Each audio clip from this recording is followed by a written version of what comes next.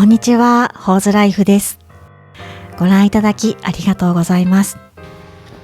今日は2人暮らしの我が家の食費の節約方法について、暮らしに取り入れたことをシェアしていきたいと思います。節約といっても何をどの程度重視していくかはご家庭ごとそれぞれ価値観がありますよね。我が家も一つ大事にしている価値観があります。節約で健康を犠牲にしないこと。できる限りこれは守っていきたい。そんな我が家の節約術、一つでもご参考になるものがあれば幸いです。それではスタート。買い出しの頻度を決める。ちょこちょこ買いをやめて週1回の買い物に減らしました。これよく紹介されている方法でもありますよね。食費と直接関係あるのかなってあまり期待はしていませんでした。ですが我が家はこれで月1万以上は抑えることができています。買い物回数を変えて良かったこと3つありました。1つ目はお金の計算が楽になったこと。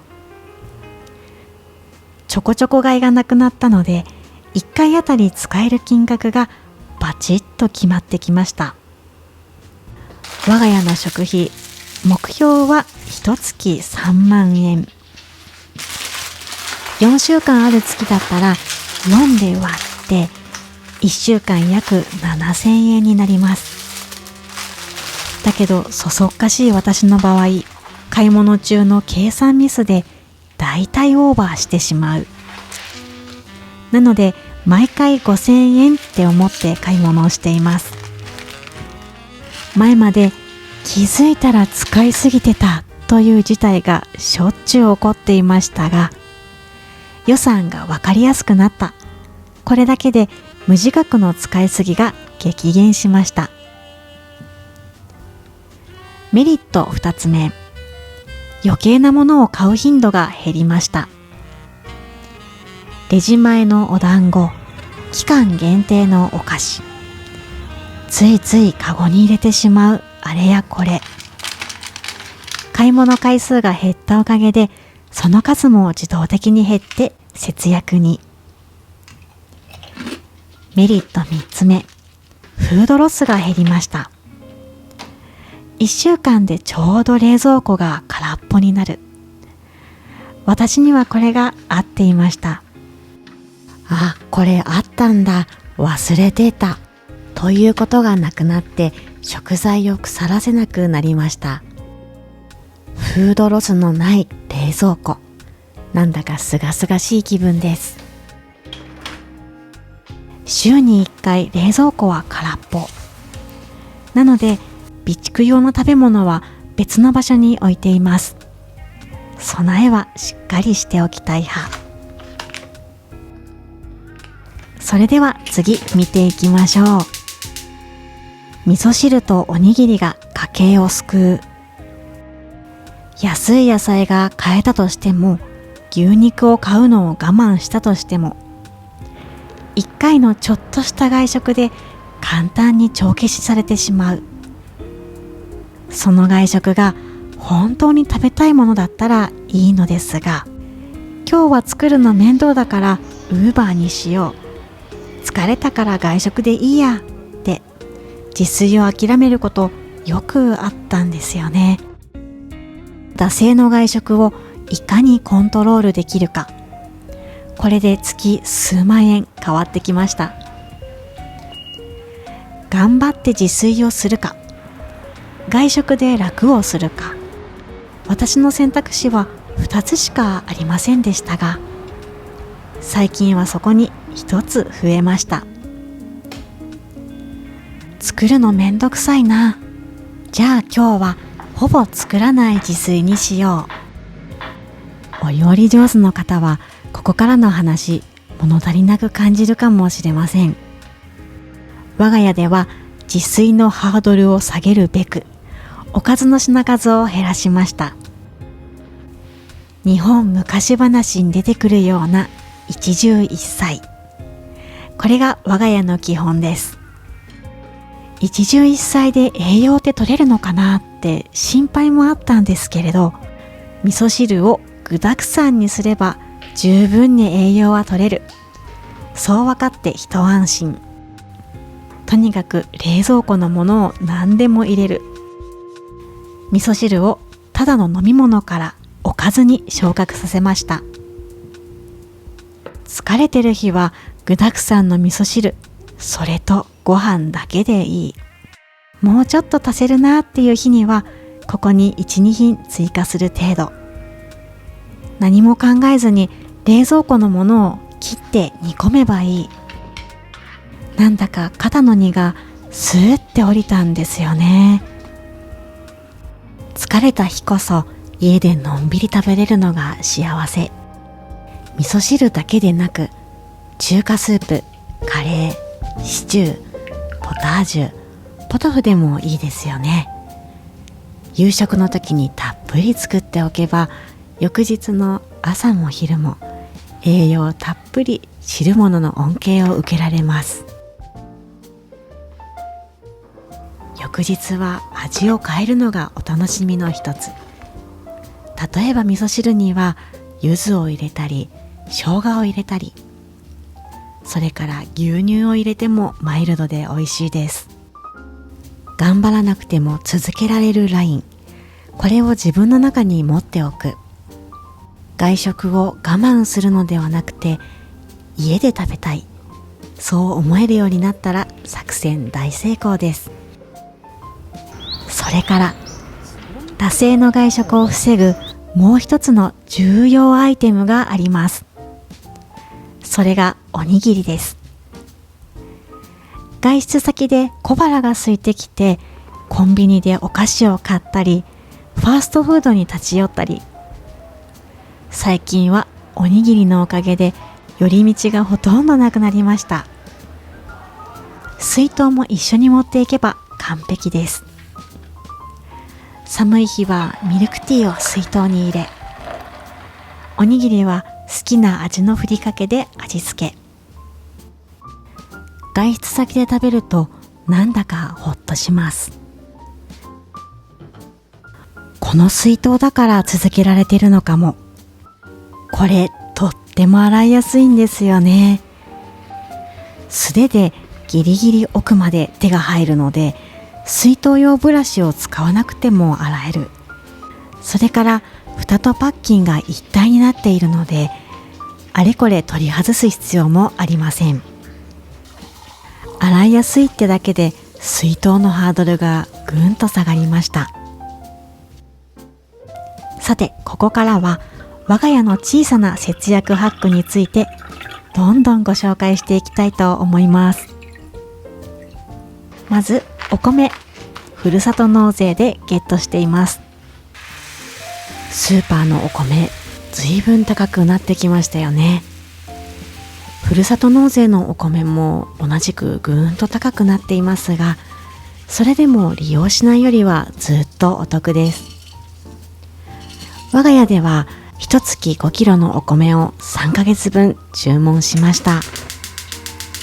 3ヶ月分で実質2000円。大きな節約になりますし、玄関に届けてもらえるっていうのもありがたいんですよね。もち麦を混ぜる。最近のお米は1キロ安くてもだいたい650円くらいですかね。こちらのもち麦は1キロ360円でした。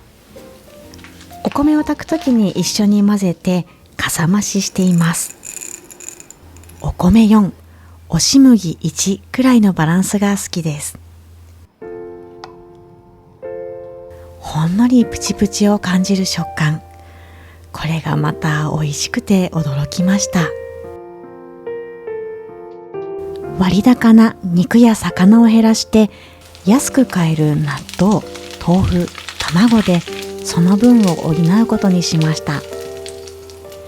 肉魚を減らしたら口が寂しくなるかなって思っていたんですが、私の場合、体調がすこぶるいい。特にお肉ですかね。お肉を食べない日は胃腸がすごくすっきりしています。食べ物の相性ってあるんですね。それからキノコは安い時に買って冷凍しています。比較的価格が安定しているキノコですが、安いものを見つけたら多めに買っておきます。家に帰ったらほぐして冷凍。キノコって冷凍した方が栄養価が上がるみたいですね。冷凍のままスープや炒め物、何でも活用できてとても便利です。賞味期限が今日のパン。見切り品を見つけたらラッキーデーです。買って封を開けずにそのまま冷凍庫へ。封を開けないというのがポイント。1枚ずつサランラップに包まれている方いらっしゃると思うんですが、何せめんどくさがりの私、そんなにまめなことはできません。封を開ける前に冷凍庫に入れて凍らせてしまえば、匂いはほとんど気にならない気がします。めんどくさがり屋のお仲間いらっしゃったらぜひお試しください。賞味期限切れの常連、ドレッシング。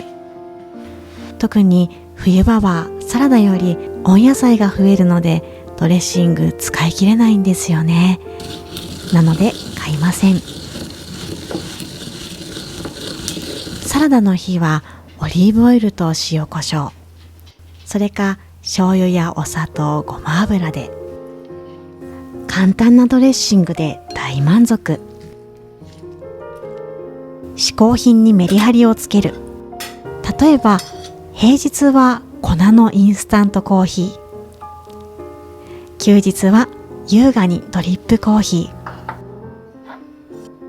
お菓子は週1回の買い物デーに1袋まで買ってよし。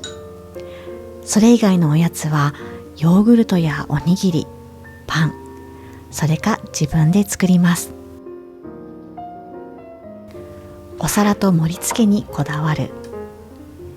質素な食事でも盛り付け次第でレストラン風に。外食が少ない分、お家でレストランごっこ楽しんでおります。健康的なちょい足しアイテムを複数持つ。ちょっと栄養が足りないかもって思ったら、こういう食材が便利。どれも日持ちするものばかりです。ご飯や汁物に投入するだけで OK。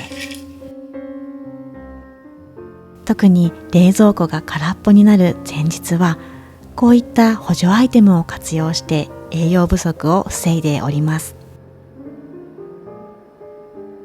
見て育てる節約。小さなベランダ、ここでネギ、ローズマリーを育てております。本当はもっといろいろ育てたいんですけどね。日が当たりにくいベランダでも育つ食べ物って何かありますかね。素材の力に頼る。シンプルな食べ方で素材の味を楽しむ。調味料を多く使わないというのも節約の一つではないでしょうか。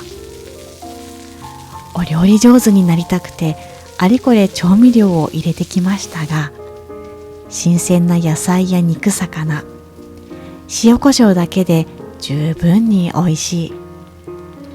素材本来の美味しさを堪能する。なんだか大人な食べ方でいいなって思い始めました。さて、最後の節約の工夫、基本に立ち返る。これは直接的に節約と関係あるかといったら少し遠いところにあるかもしれません。ですが、健康的に節約したい我が家にとっては絶対に必要だと認識しています。皆様は自分にとって必要な食事量、必要な栄養バランス、ご存知でしょうか。正直小難しそうでつまらない匂いしかしないですよね。ですが、適量を知らずに食材を選ぶのは、自分の足のサイズを知らないのに靴を買いに行くのと同じことなのかもしれません。勉強してみて驚きました。私が健康だと思っていた食事は栄養が偏っていた。タンパク質は摂りすぎだし、野菜が少なすぎた。少しだけ基本に触れただけですが、見える世界が変わって買うものにも変化が現れました。私たちはたくさんの情報にアクセスできる時代に生きています。手っ取り早い方法や目から鱗の裏技、どうしても手軽で最短ルートに見える面白い情報に飛びついてしまう。だけどきっと基本という土台がない場所でいくら上辺を固めてもボロボロほころびができてしまう気がします。まずは基本という土台を作る。その上で節約というメガネで情報を選び、自分流にオーダーメイドをしていく。今年はもう少し基礎固めを頑張りたいです。はい、我が家の食費の節約、こんな感じでした。1年間節約に取り組んだ結果、毎月6、7万かかっていた食費が今では外食を含め3、4万になっています。いやー、これは大きいですね。最後までご覧いただきありがとうございます。今年も物価高に負けず、健康に美味しく過ごしていきたいと思っております。またお時間のある時にぜひ遊びに来ていただけたら嬉しいです。それではまたお会いしましょう。